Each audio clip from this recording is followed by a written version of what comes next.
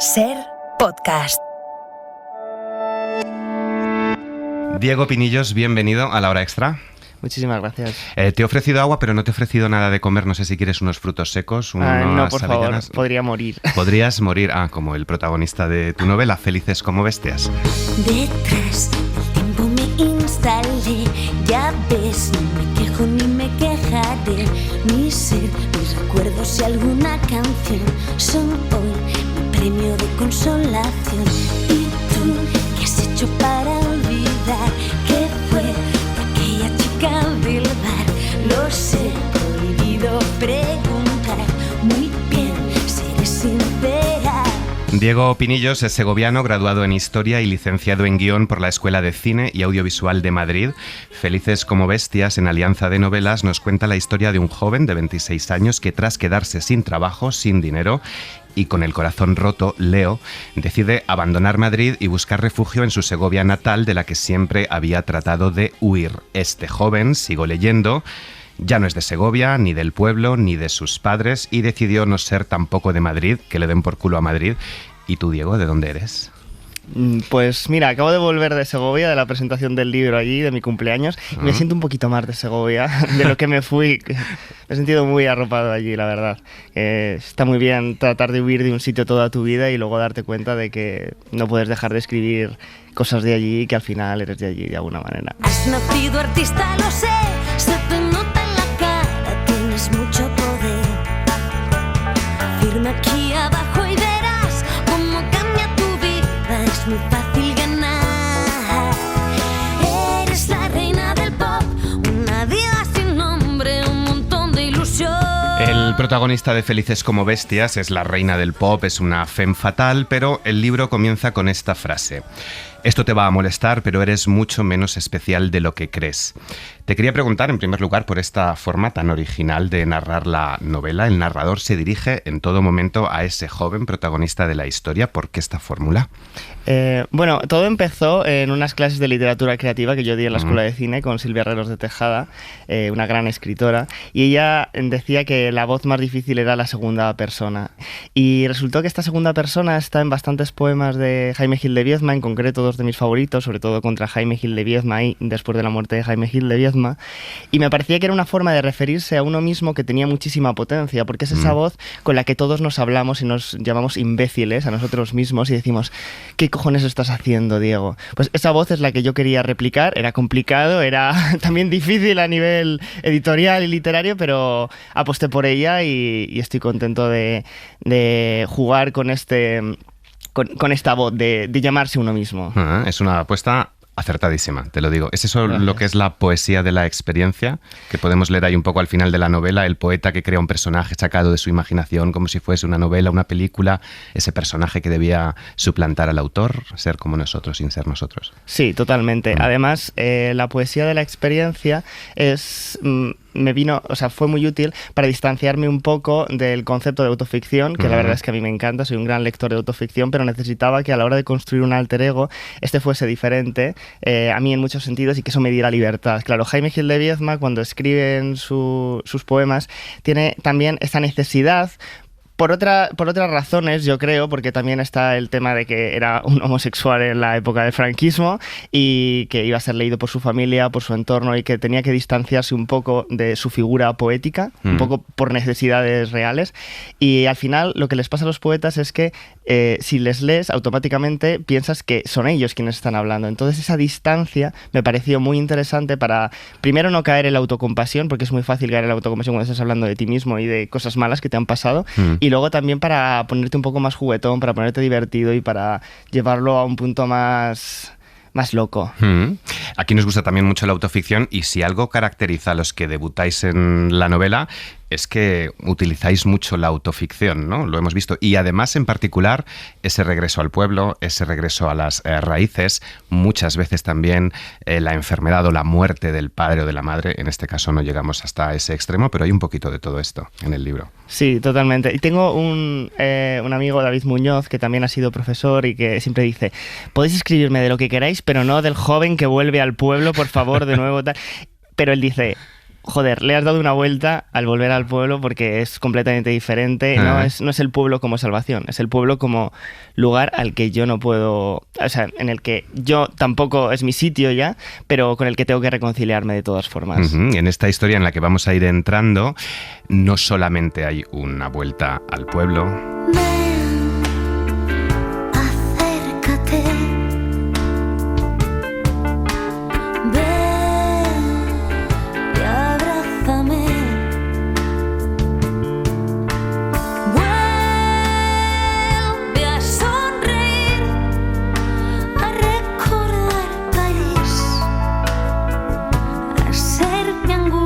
Decía Unamuno que la lengua es nuestra patria, tú escribes que la infancia es nuestra patria, hay un constante regreso a la infancia, a recordar la adolescencia también, la juventud, París, ese Erasmus en París, esos saltos constantes en el tiempo del presente al pasado, entiendo que también han estado muy influenciados por la escritura cinematográfica, ¿no?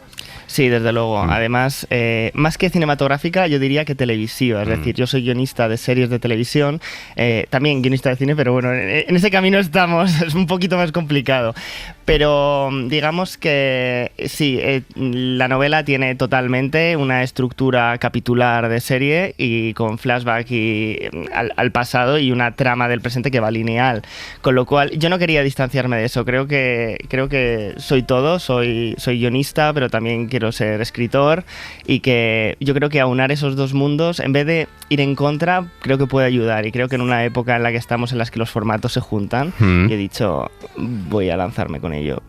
A propósito de la estructura capitular, fíjate qué tonto que yo no me he dado cuenta hasta terminando ya la novela, casi llegando al final, que los capítulos llevan por nombre títulos de las canciones de este disco que estamos escuchando, de La Oreja de Van Gogh, El viaje de Copperpot, del año 2000, un disco que entiendo que te ha marcado mucho. Eso sí que molaba y no las mierdas que se hacen ahora, podemos leer, y por ahí sale Shakira. ¿Estás de acuerdo? Bueno, Shakira creo que no lo menciono en ningún momento. No sé si hay una canción, me parece... Hay una cosa de no sé, a lo mejor sí que se menciona Alaska, por ejemplo. Alaska se menciona, pero me ha parecido que había como un ritmo de un reggaetón que, buscando la letra, vi que era como una canción de Shakira. Claro, sí, vale, sí, puede que sea que aparece Shakira en algún momento, eso sí, es, como sí, una sí. canción de reggaetón, es cierto. Sí, tienes toda la razón del mundo. Claro, yo decía, claro, estaba pensando en ese capítulo. Nada, sí, o sea, que lo digo porque la última canción de Shakira a mí me gusta bastante. Creo que te mete en la cabeza y que no la sacas.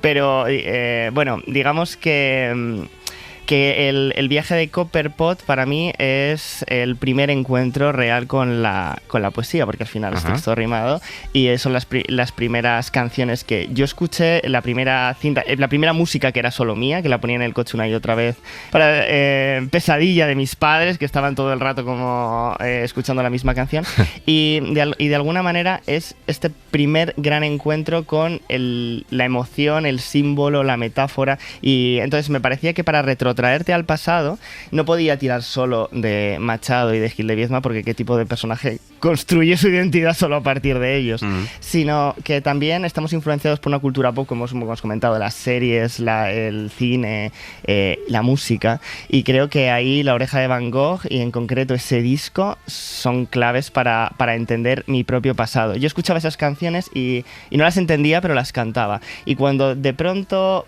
yo me distancié de esa música y volví a escucharlo habiendo vivido esas experiencias amorosas desastrosas, que además prácticamente todas las canciones hablan de una especie de ausencia, entonces de ahí conecté de alguna manera y dije, ostras, esto me está retrotrayendo a mi pasado cuando escuchaba las canciones, pero también me está haciendo entender lo que estoy sintiendo ahora. Entonces es mi Madalena de Proust, Amaya Montero. Claro, porque hay una frase también que me gusta mucho, y es que la vida iba en serio, no lo empieza a comprender uno más tarde, como todos los jóvenes, y entiendo que, claro, tiene que pasar un poco de tiempo y de pozo de experiencias para comprender determinadas cosas. Hay muchas series, hay mucha música, no solo de La Oreja de Van Gogh, hay otra canción que es también muy recurrente. No marques las horas, porque voy a enloquecer. Ella se irá para siempre cuando amanezca otra vez. Prometo no poner tic-tac de La oreja de Van Gogh, pero sí este bolero de Lucho Gatica que tiene esta canción. Esta canción me la cantaba mi madre cuando íbamos a dormir. Yo era un niño súper asmático que muchas veces tenía que acabar en urgencias. Y mi madre siempre me trataba como de relajarme cantando.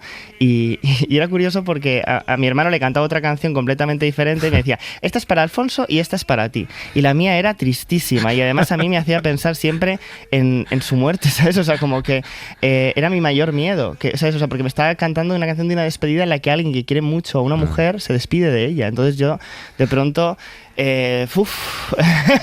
había como un punto ahí, un miedo que yo quería trasladar a la novela. Afortunadamente hay cosas en la novela que no son ciertas, no voy a hacer muchos spoilers, pero no son ciertas, porque he querido crear una distancia con el personaje, también crear una distancia con los personajes de mis padres, pero a mí me interesa mucho cómo cada uno tiene su música y cómo esa música se va trasladando de generación en generación y se queda impresa de alguna manera, porque yo tenía el viaje de Copperpot, pero mi madre tenía los boleros, pero también, y junto con mi padre también estaba Serrat y ese disco de Antonio Machado, que luego fue mi primer contacto con una poesía ya como más poesía, ¿no? Entonces ya estaba obsesionado, yo tenía como 8 años y no paraba de cantar cantares y todas las canciones de ese disco que son maravillosas. Me surgían muchas preguntas a medida que iba leyendo el libro, las vas respondiendo poco a poco y sobre todo en la nota final que añades, ¿no?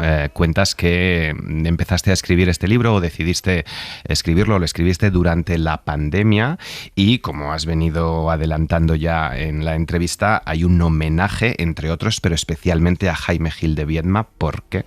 Pues durante mucho tiempo yo estuve buscando un referente, alguien porque yo creo que si algo me ha faltado a mí, sobre todo a nivel LGTB, en Segovia, han sido referentes. O sea, he sufrido homofobia, como creo que muchas otras personas, pero no es como una violencia tan directa como una violencia invisible, como de esto no existe, no tiene ningún amigo de mis padres, ningún profesor lo decía claramente, ningún familiar, no había nadie, porque los que hay se suelen ir. Nos vamos a Madrid, nos vamos a Barcelona. Entonces, yo siempre he tenido que buscar mis referentes de manera literaria. Entonces, yo, por ejemplo, he sido un gran fan de Oscar Wilde desde mi primer momento de lector, porque también era un niño gótico. Entonces, Oscar Wilde lo tenía todo, menos una distancia temporal, porque murió a finales del siglo XIX, y también de espacio, ¿no? Era un irlandés que vivía en Londres, o sea, era como...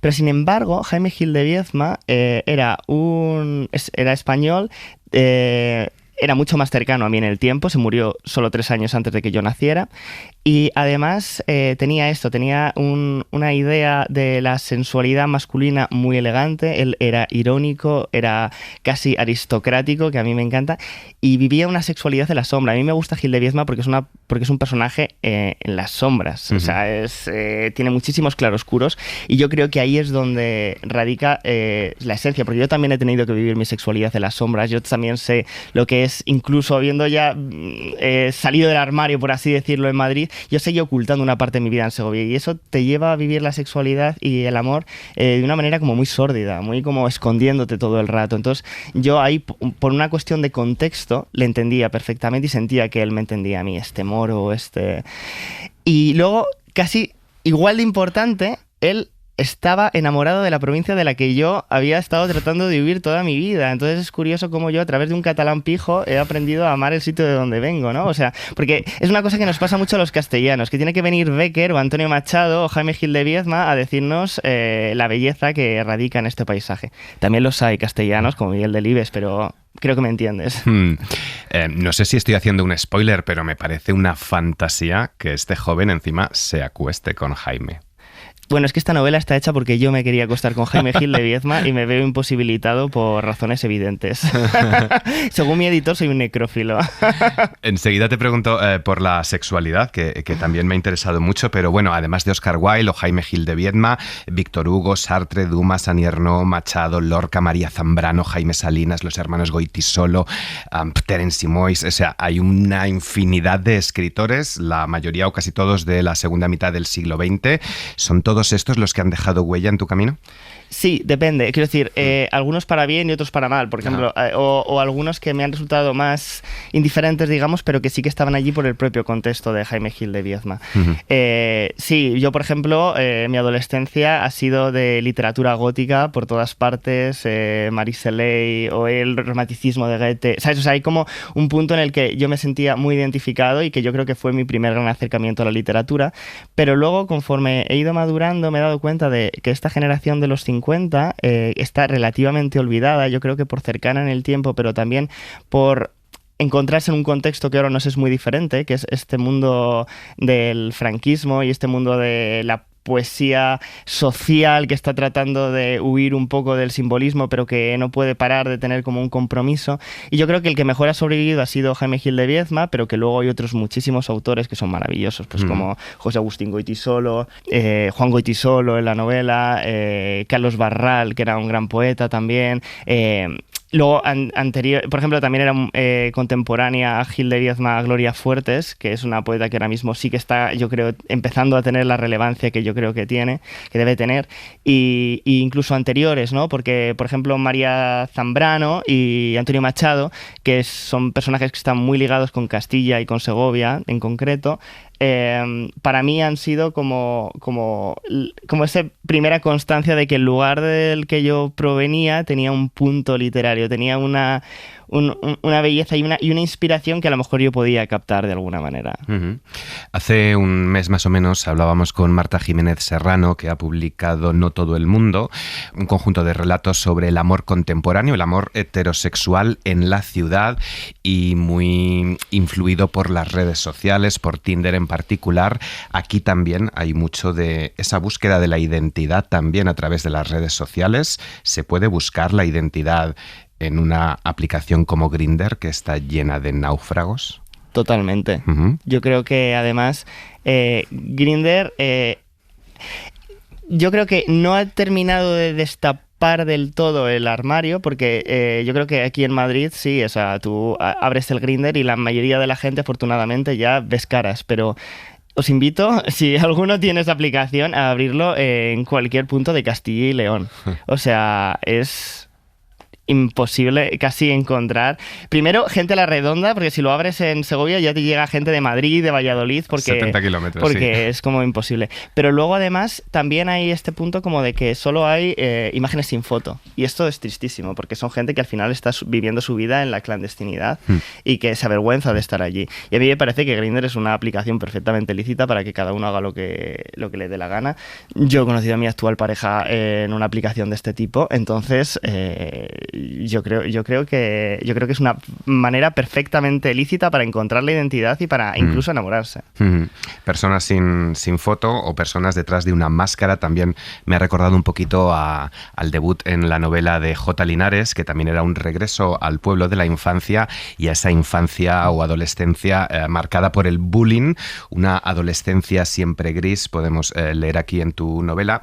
Hace un año entrevistaba a Tim Burton y me encanta que te acuerdes tanto de él en este libro. Nos contaba cómo la imaginación y la fantasía le ayudó de niño a no sentirse tan raro, o al menos a no sufrir por ello las burlas de los demás, los insultos, el acoso escolar. Well, no, those feelings when you're a child, they never leave you.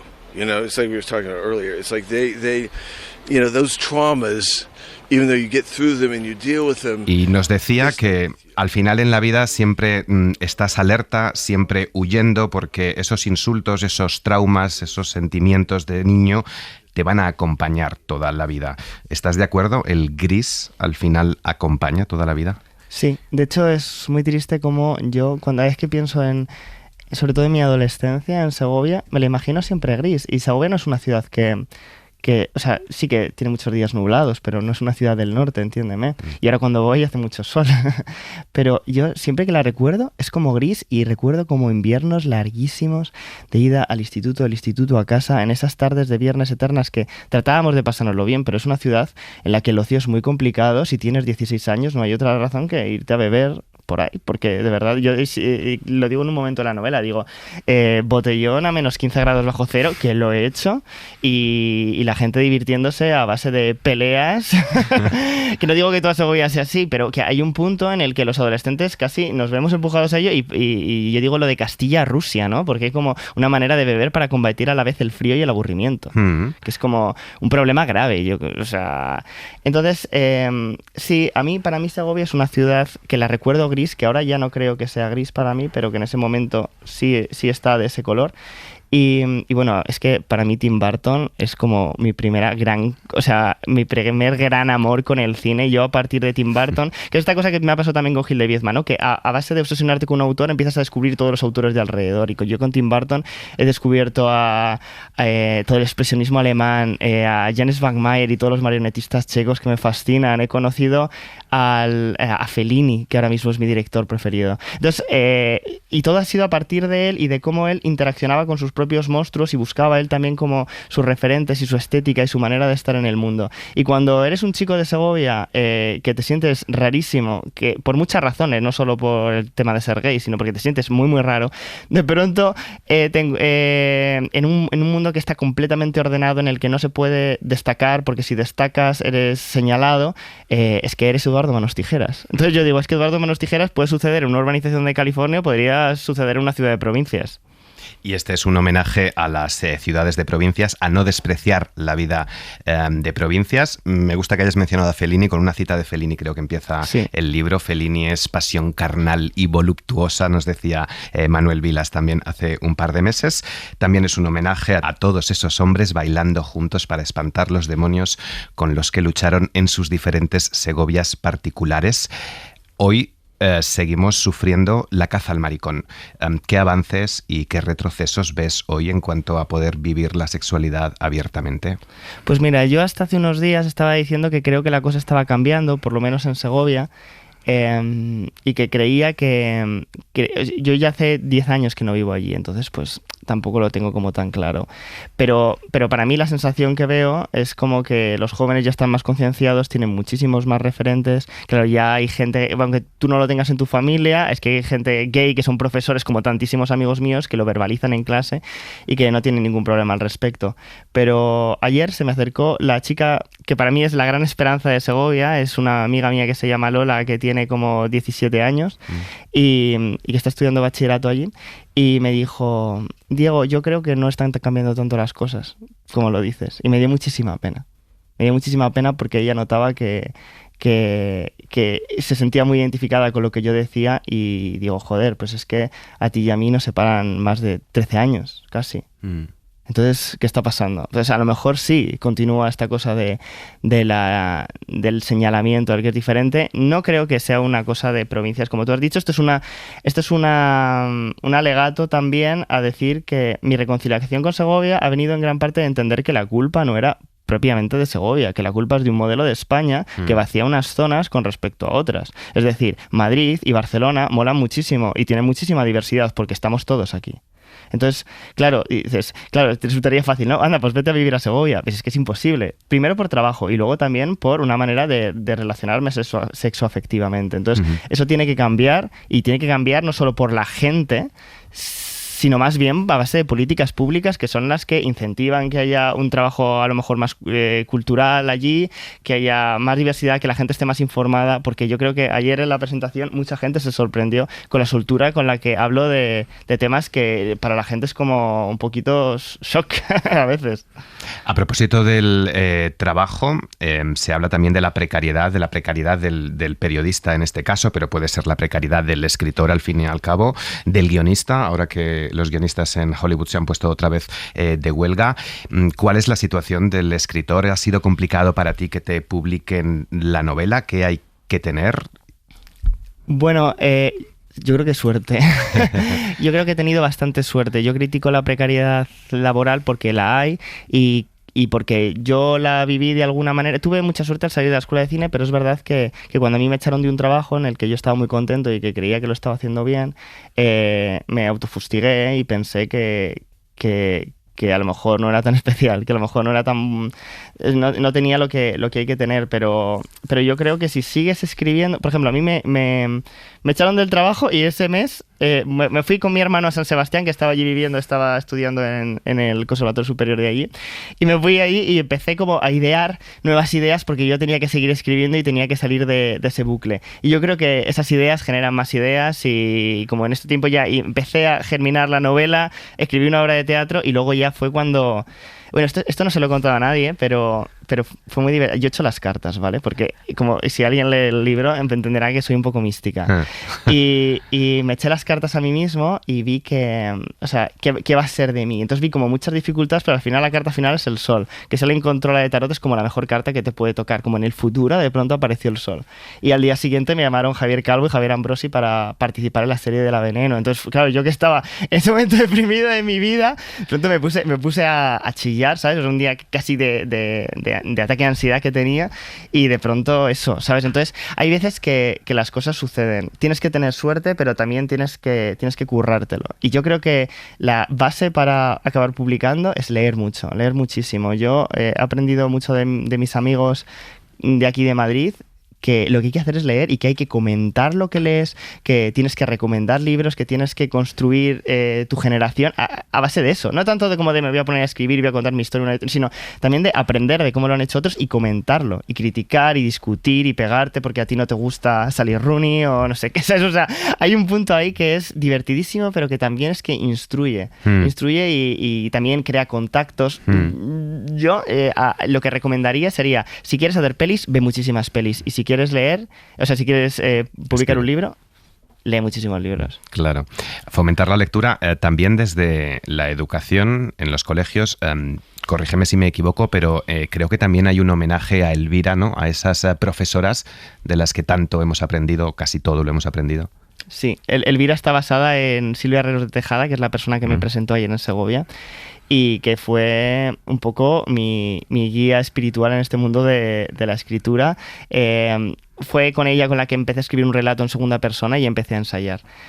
Entonces, a mí me parece que cuando estás buscando referentes, los profesores tienen una influencia brutal. Yo este año ha sido la primera vez que he dado clases de guión en la escuela de cine y ves cómo te miran y las ganas que tienen de aprender y de escribir, y que luego se te acercan y te dicen: he aprendido muchísimo este curso. Además, mis alumnos fueron monísimos, que me trajeron un ramo de flores y unos bombones porque sabían que era la primera vez que daba clase, y después de un montón de meses juntos me hicieron como este pequeño homenaje. Te das cuenta de la capacidad que tienes de influir en la gente. Y entonces, si esto sucede con gente que está estudiando cine, que ya son adultos, que tal, no me quiero imaginar con los adolescentes. Yo no solo hablo de Elvira, también hablo de una profesora que yo tuve en lengua, con la que formamos un periódico que se llamaba Ana Garrido, y con la que he perdido el contacto ya desde hace muchos años, pero que de alguna manera es de estas profesoras que te incentivaban a escribir y que veían algo especial y lo potenciaban. Y eso en una Segovia gris, créeme que es súper luminoso. Tengo aquí bajo el vestido bien escondiditos tus besos malditos, mariposas que al alba de regreso a casa se venían conmigo. Yo tengo aquí bajo la cama cada madrugada que la decidimos. Tengo tantas cosas y ninguna está en su sitio. Entre Amaya y Leire. Pues es que yo creo que un poco la conclusión a la que saco es que las dos. O sea, sé que es poco arriesgado, pero es que yo he querido muchísimo a Maya. Estaba enamorado de ella, es mi primer amor cuando era pequeño. Y es que Leire me encanta. Yo sigo escuchando La Oreja de Van Gogh y me fascina. Yo la he seguido escuchando además. Pero me he reconciliado ahora con esa parte. Y creo que el último disco es una pasada, pero una pasada. Y yo creo que se tiene que seguir escuchando La Oreja de Van Gogh y se tiene que seguir escuchando a Maya Montero, que por cierto tiene mucho que ver con Jaime Gil de Biedma, ella. Nos has dado ya una pista. Peor que una página en blanco es que no haya páginas en blanco. ¿A qué páginas en blanco te estás enfrentando ahora? Pues vampiros.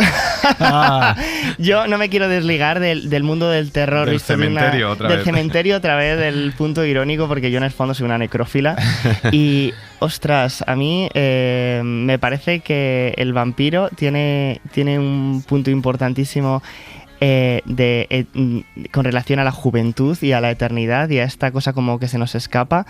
Y creo que es una novela que va a ir sobre el fin de la amistad, que me parece muy interesante porque la gente habla del fin del amor, pero no se habla del fin de la amistad desde un punto de vista súper friki. Hasta entonces, a disfrutar de Felices como bestias en Alianza de Novelas. La literatura es una parte de la realidad, la parte de la realidad que mejor y más ampliamente explica el resto de la realidad. De hecho, escribir es construir identidades, caballerete, pero también despedirse de ellas. Diego Pinillos, gracias por haber estado en La Hora Extra. Muchísimas gracias a ti. Un abrazo.